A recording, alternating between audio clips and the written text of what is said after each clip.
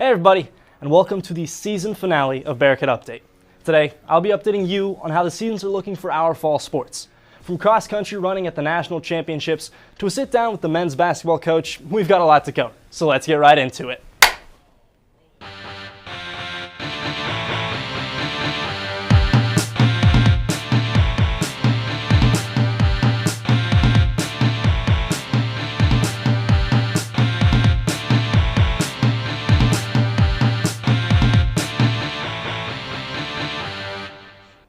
The men's cross-country team finished 11th out of 34 teams at the 2025 NCAA Division II Championships, scoring 380 points for the program's third-best national result. Aziz Muhammad led the Bearcats with a 13th place finish in 30 minutes and 12 seconds, earning All-America honors, while teammate Drew Atkins followed in 14th at 30 minutes and 15 seconds to claim his third career All-American award. On the women's side, at-large qualifier Olivia Baker placed 52nd in the 6K, closing out a strong individual showing. It was a standout day for Northwest, highlighted by 2 All-Americans and a top-tier performance on the national stage. The number 14 ranked Bearcats in football had their seasons come to an end with a 38-16 loss to the number 2 Harding Bisons in the opening round of the NCAA Division II playoffs. Harding struck early, scoring on its first 2 drives to build a 10-0 lead after 1 quarter and extending it to 24-10 by halftime. Northwest stayed in it with an explosive play, which would be a 75-yard touchdown burst from Quincy Torrey, and then a 66-yard scoring run by Tashawn Porter, who finished with 106 yards. Torrey added 116 yards on the ground, but Harding's relentless rushing attack proved too much, piling up touchdowns in each quarter and sealing the game with a 23-yard run by Andrew Miller. Despite the loss, Bearcat senior safety Shane Fredrickson delivered a historic performance, recording an NCAA Division II record 31 tackles, including 13 solo stops, to cap a remarkable defensive career. Despite the playoff exit, the Bearcats closed the season at 9-3, highlighted by an explosive rushing offense and a record-setting defense. For more season highlights, our crew member Jackson Phelps breaks down his favorite moments from this season. Welcome back to another week of Bearcat Breakdown. I'm your host Jackson Phelps, and this week we'll be switching it up. As this is the last week of the season, I wanted to go back and look at some of my favorite games that I broke down this season. Starting with this year's homecoming matchup against Nebraska-Kearney, where the Cats took down the Lopers 14-0. The standout player from that game was sophomore running back Tashawn Porter, where he rushed for 41 yards on 8 carries along with a rushing touchdown. It was their first shutout of the season, holding the Lopers to only 111 yards. Bearcat senior defensive lineman Niall Shutt was honored as the Don Black Award winner, given to the MVP of the Northwest homecoming game. My favorite game of the football season was the game against UCO, and the reason why was that this game had been circled on the calendar of many since the schedule release. The Bearcats were on a 3-game winning streak since losing to Minnesota State and had the momentum to go toe-to-toe with previous head coach Adam Dorrell. The Bearcats started the game with a 54-yard rushing touchdown from Chris Runkey. That momentum carried the Cats to a 38-16 win over the 15th-ranked Broncos. Chris Runkey got my vote for the player of the game, where he threw for 194 yards and 2 passing scores, along with 58 yards rushing and a rushing touchdown. This was head coach John McMenamin's first-ranked victory. After that win, Northwest stood at 4-1 and proceeded to rattle off 5 more wins until the last regular season game against Pitt State, where they fell 27-14 in Kansas City. Now, this team was predicted by the MIAA to finish 6th in the conference, but they exceeded expectations and finished the year 9-2, 8-1 in the MIAA, and a share of the MIAA championship. Man, who could have possibly predicted that? 9-2 record is where I see Coach McMenamin leading the Bearcats in his first year. That's been another version of Next Week in Bearcat Sports. I've been Jackson Phelps. I guess we'll never know. Anyways, the future of this team looks very bright. That's been it for this season of Bearcat Breakdown. I've had such a fun time giving you guys a look into some of the matchups throughout this fall season. But don't worry, I'm not going anywhere, and look forward to seeing you guys next season. Just let it happen. One more time. All right, see you guys.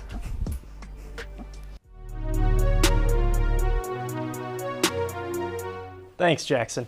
After a slow 1-3 start for the women's basketball team, the Bearcats have managed to excel in their last 3 matchups, bringing their record to 4-3.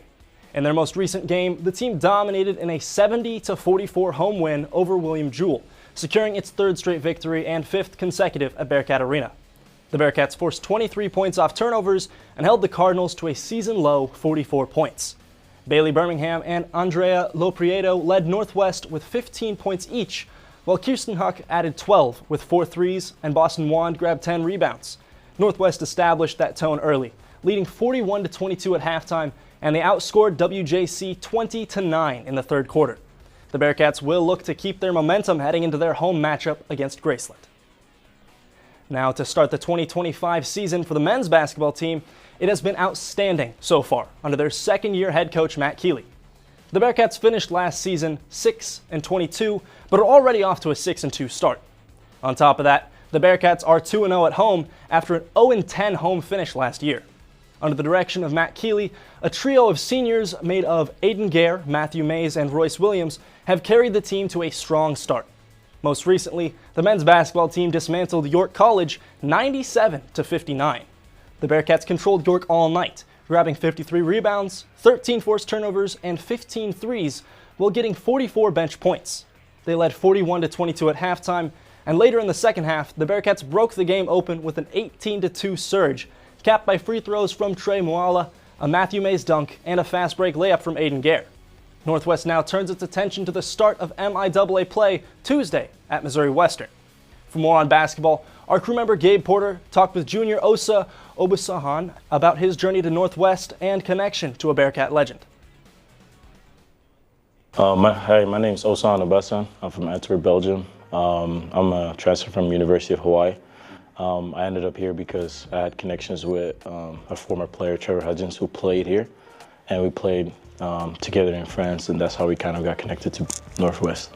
Osa recalls his time playing with Hudgens, as well as his influence on him coming to Northwest and playing basketball. Yeah, when I was playing in France for a year, I think he came in like mid-season. Like I think he was playing in the G League, and then he joined in mid-season. And just being around him, he was like an incredible player, and it was just very nice because he's a very down-to-earth guy. And then also learning from him, I was asking him for advice, seeing him play, guard him at practice. It was just a lot of knowledge that I took from him.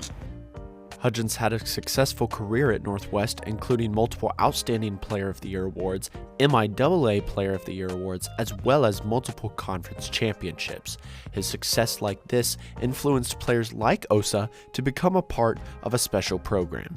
Always in the start of like a season, you got to get used to the new guys, so there was definitely a period of adaptation. But other than that, it's, of course, Hawaii's big difference than the Midwest. It was nice, but I came here for a goal, and that was to play basketball with this new team, and that's what I'm here for. Coming from a career at Hawaii, Osa brings experience to the team not everyone has. With the team being made up of mostly transfers, it's new talent that hopes to propel this team forward in the season to come. With us having like a lot of transfers coming in, I think a lot of guys also know that we want to do like better than, like, for example, the previous year, and that we all have a goal to create a chemistry and be one of the best teams. That's definitely our goal, and to win games. So we're still finding our identity together, but I think everybody has like the same mindset that we want to win.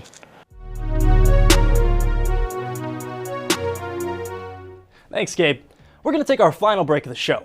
When we come back, our friends over on the Weekend Sports Report will talk more about their favorite moments from the football season. We'll be right back.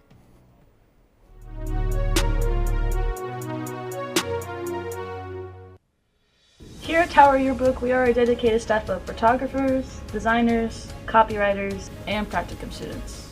Our staff is a student-led, student-run media outlet, producing a book with over 300 pages. Be sure to pop out at any of our portrait or distribution events. So stay tuned to our social media to see what's up.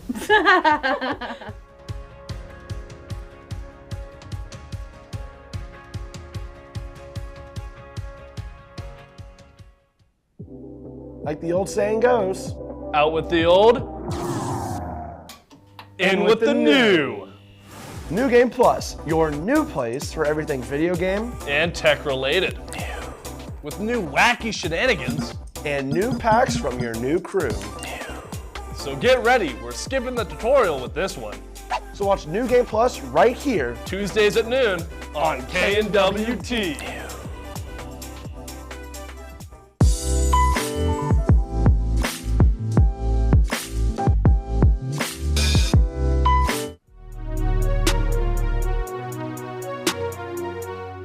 Welcome back to Weekend Sports Report. I'm Gabe Porter, with me Jackson Phelps. Let's get right into it. Cue the intro.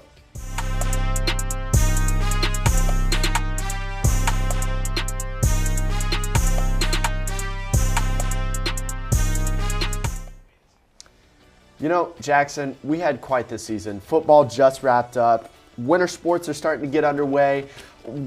Taking me through kind of what the season looked like and how we did. Yeah, this football season was so fun to be around. I mean, these guys had a lot of fun. I feel like that's a big thing whenever you have a first year and head coach John McMenamin winning the AFCA Coach of the Year, the MIAA Coach of the Year, leading these guys to a 9-3 record, 8-1 in conference play, and a co-share of the MIAA championship. I mean, a complete 180 from last year to this season. I mean, I cannot even, words cannot describe, what this team felt like. I mean, when they talk about that word energy and community, I feel like that backbone of this football program, not even on the field, just off the field as well, really, developed them into this team and, propelled them to be as good as they were this year. Yeah, they started off kind of slow. They lost to Minnesota State, but then completely turned it around. I mean, winning against UCO, UCM, getting a huge win against Fort Hays State, all conference games. Kind of take me through those games and what they kind of look like. I know beforehand we talked about our favorite games. UCO is my first one. UCO walked in as number 15th ranked in the country, and previous head coach Adam Dorrell walks into Maryville. It's going to be a big deal. This game was circled on the calendars of many. After losing to Minnesota State, a couple of big wins over Texas A&M, Kingsville, and Washburn. The next test was UCO, and the boys came out and did it 38-16. Really, all sides of the ball came to play. I mean, Chris Ruhnke had a great day, rushing for a huge score, throwing for a couple scores as well. Everyone just looked more complete, and I feel like after that big win against UCM, and then that next week, like you talked about, Fort Hays, looking like the vintage Bearcats, winning 52-3. I mean, the guys really turned it up after that Minnesota State loss. They did. They sure did, and there's a lot of guys, offensively, defensively, both sides of the ball, that are able to work their way around the field and work with everybody else. Sometimes you find a team who only works together under a certain amount of kids. Right. And then, you put the Bearcats out there and all of a sudden you're having 6 rushers a game, 2 different quarterbacks. Everybody can do everything on both sides of the ball. They really can. I feel like that's what's so special about Northwest. I mean, throughout the season, you're bouncing around number 1 and number 2, offense and defense. Whenever you can do that on both sides of the ball, I mean, that's when you're going to win. If the numbers are showing it, usually numbers don't mean a lot, but for the Bearcats, I feel like this year from last year, their numbers completely took a different approach. I feel like, both, Coach Prosser, Coach Bostwick on the offensive and the defensive coordinator side, they've had great schemes, great formations, great plays all season long. They mixed up a lot of things from the last couple of years as well. Yeah. And it really, allowed guys like Chris Ruhnke, Zechariah Owens, and more playmakers. Dom Myers, both a first and second team member for punt return and running back. He had himself a great season as well. But just allowing guys to get out there, make a play, and just be able to rely on each other, and it was really fun to watch.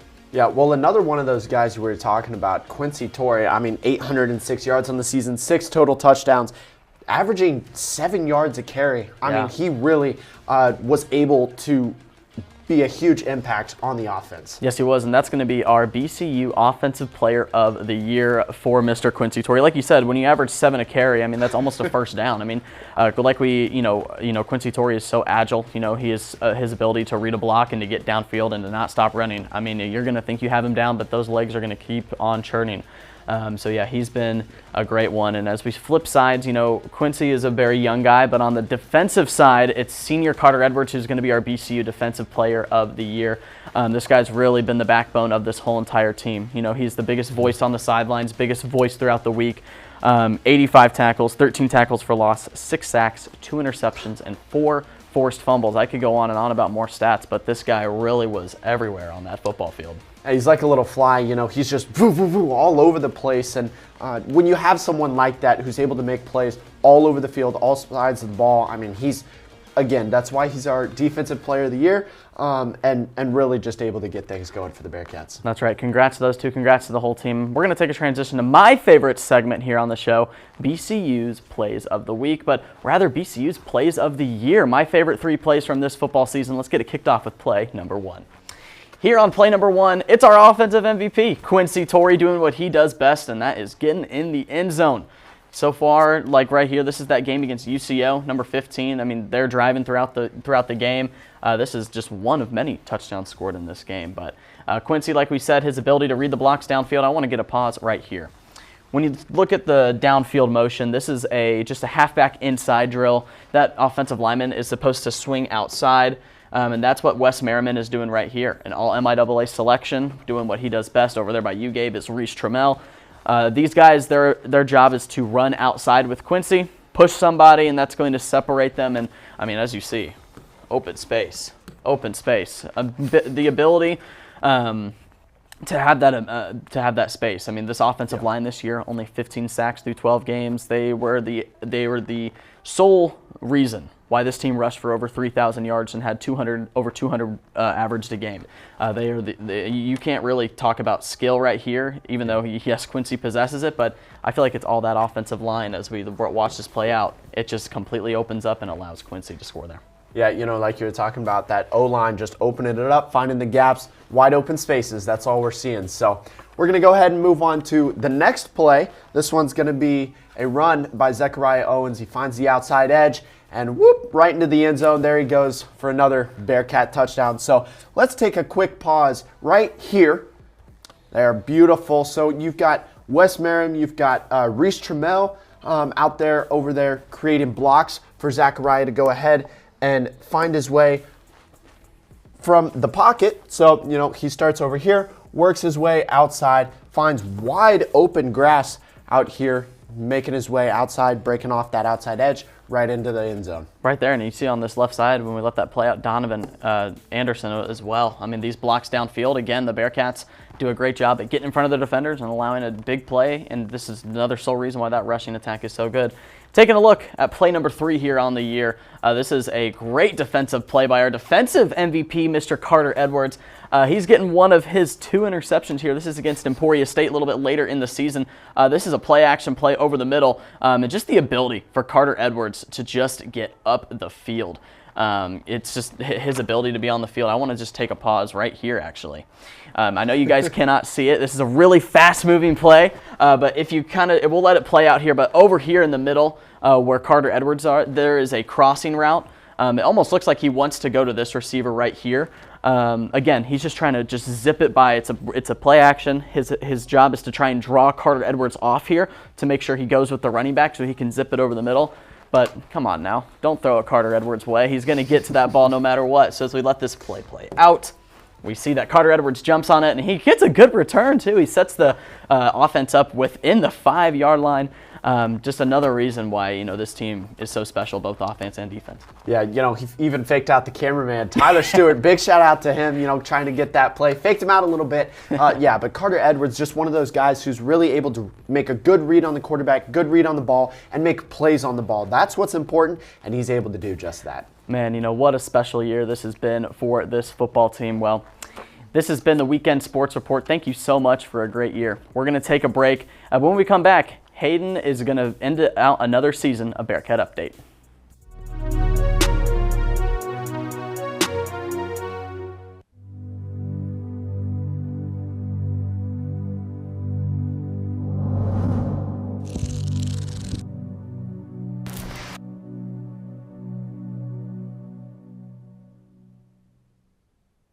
Hayden, I don't know how he expects us to do all of this by ourselves. Mallory, we can do this. That's why Noah asked us to host. He knows we can do it. I know. It's just there's so much to do. And hey! Hey! I just have some last minute notes for you guys. I'll see you guys soon. Hayden! Topics to cover? Check. People to interview? Check. Locations to visit? Check. And my trip to Hawaii? That's not on my list. I'm joking. Watch Staying Current Wednesdays at noon.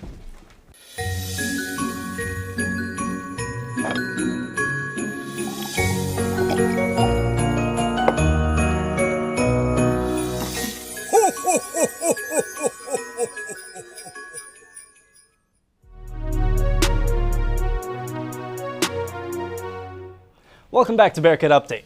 Earlier this week, our reporter Cayden Simpson sat down with men's head basketball coach Matt Keeley in another Bearcat Update exclusive interview. As mentioned earlier, Keeley's in his second year as head coach at Northwest and has led the Bearcats to a 6-2 start on this season. Here's a sneak peek of that interview. Good afternoon and welcome to the last Bearcat Update exclusive interview of the semester. Today I'm joined with men's basketball coach Matt Keeley. How are you doing today, Coach? I'm doing great. Thanks for having me on today.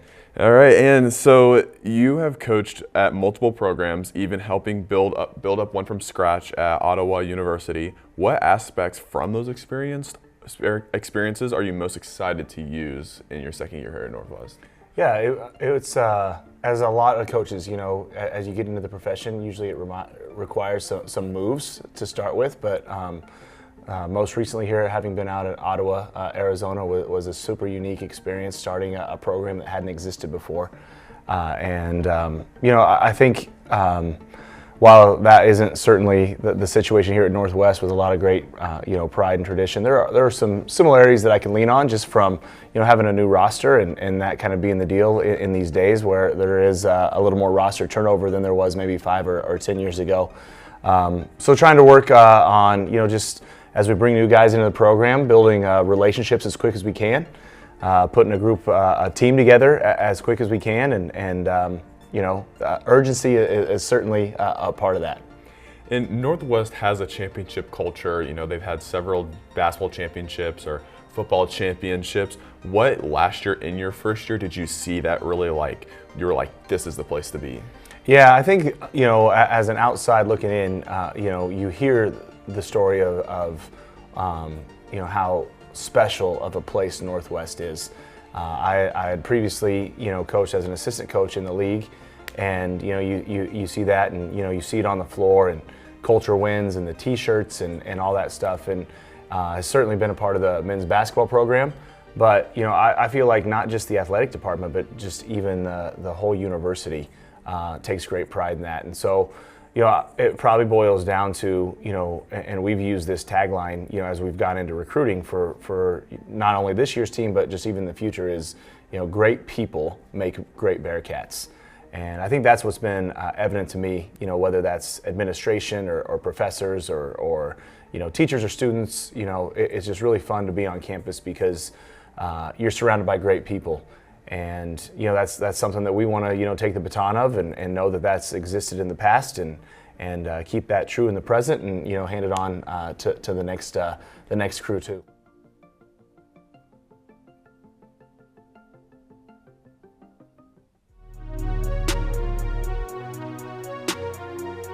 Thanks, Cayden. That's all the time we have for today. I've been your host, Hayden LaValle, and this has been Season 77 of Bearcat Update, the provider of complete coverage of Northwest sports. When we come back in a few months, we'll be live every Sunday at 2, and you can find us on YouTube at KNWT TV. Along with Bearcat Update, you can watch KNWT's other content. So thank you all for watching, and we'll be back in no time.